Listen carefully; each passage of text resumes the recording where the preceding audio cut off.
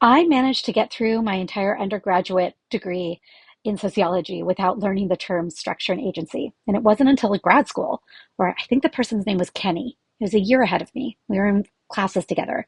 A master's program's only 2 years. And he would talk about these terms, structure and agency. And at one point, I think I even looked it up and I was like, what is this?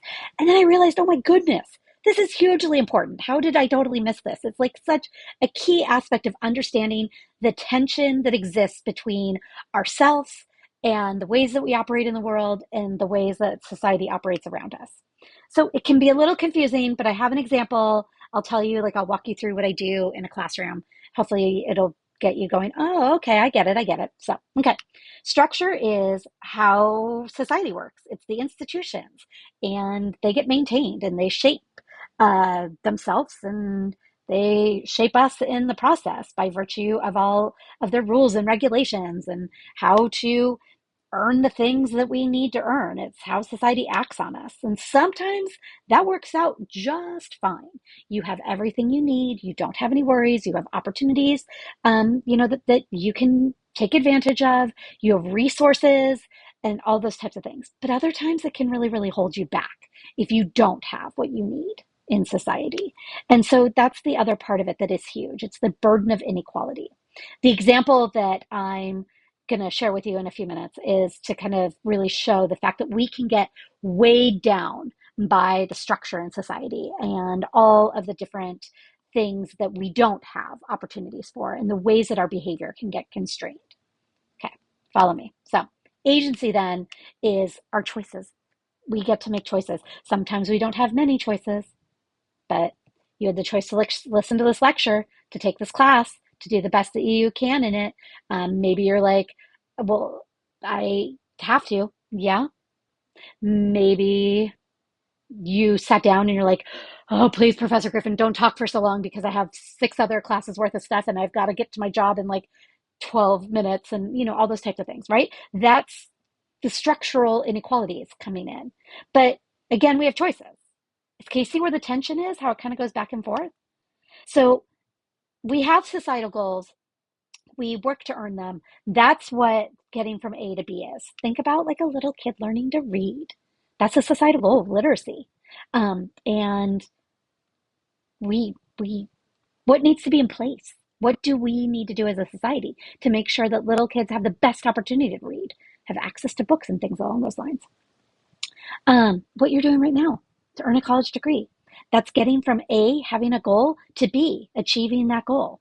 There's different ways of doing it, and it's the one that you choose. Maybe you don't have a lot of choices, but it's the one that you choose. And then agency is overcoming social inequalities. Oh, we love those stories, right? We love when we get to hear about somebody who's overcome great odds. The issue is sometimes as a society, we then use them as the example and then turn to everybody else and go, what's wrong with you? Like, what are you doing? Why aren't you achieving? Why didn't you go from um, dealing with housing insecurity and homelessness and now why aren't you attending Harvard? Like, we love those stories and they're amazing, amazing achievements that people do and amazing odds that they overcome. But then think about how they kind of can be a little bit misused in society. Okay, like I said, let's look from going from A to B just a little bit more. A is having a societal goal, B is achieving it. I gave the example of a little kid learning how to read. I also gave the example of earning a college degree. If you look at all those lines, I'm like the yellow line. I went backwards. I flunked out of college the first time, like totally messed up, didn't do classes well, earned a lot of F's, did not finish college, and had to go back. You know what? I got the opportunity to go back. I had the resources enough and the support enough and the chance enough to go back. Because what structure can do is it can limit you. And that might have been my only chance. And in my case, with my decisions, I screwed it up. I did not have stressors and things outside of school beyond my own worst enemy, like that impacted it. But it could have ended up being my only chance. Like, I am so deeply fortunate to get to do what I love because I got a second chance to earn what I needed to earn. Can you see how this is kind of working? So agency is the path that you take, the choices that you make, but structure sometimes can help you out or structure can hurt you. Okay, let's go to that example. Like I said, that when we're in a classroom together on campus, here's what I try to do. I always have my bag for school with all the, supplies that I need. But then I oftentimes have like an extra bag because we do so many activities in my classes. Like I literally, right before sitting down to record these lectures, I was like, oh, I need markers this week for one of the classes. So I grabbed like my little sets of markers. Like school supplies make me so happy. Um, I will hold up, my bag, the extra bag. I don't know, sometimes depending on if, when I'm staying for office hours or something, like a lunch bag, things that I carry around campus all the time. You've been to our campus, right? You might be on campus right now listening to me. You know that sometimes the walks are long. You sometimes know that the stairs never end. But I can walk around campus and I can carry my stuff. Like I'm good.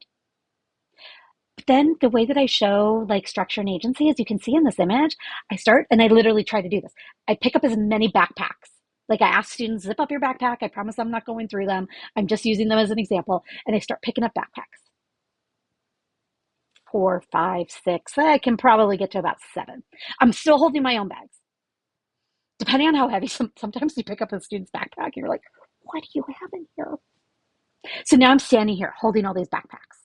My arms are burning. Could I still get around campus? Right? I mean, my office is on the 3rd floor. Can I climb 2 flights of stairs carrying 7 backpacks and my bags? Not very well. Yes, I could, but I would be slower. I would stop. I would be weighed down. I couldn't do it like over and over. Can you see how that works? When you're weighed down by societal inequalities, maybe it's a language barrier, maybe it's a medical condition, maybe it's money, lack of it. Maybe it's a learning disability. Maybe it's all of these different challenges. When you're weighed down by it, it's harder to make your way through society. But our society loves to say, oh, but look at this person who was able to do it.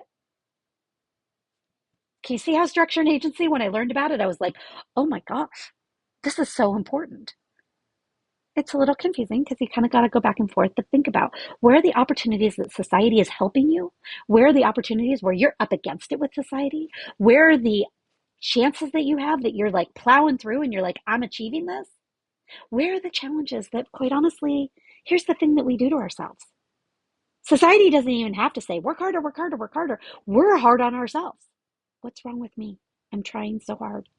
Because those bags that I pick up in a classroom, those symbolic weights, they're invisible. We don't know what somebody else is going through. We don't know what's impacting them. We can be prejudicial about it and make judgments. But again, I go back to this is the beauty of sociology. This is the moment where look at that image in front of you as I'm talking. Ask yourself, what is somebody else being weighed down by? What is something else that they might be carrying that doesn't occur to me because I don't have to carry it? How can I make a difference? How can I help?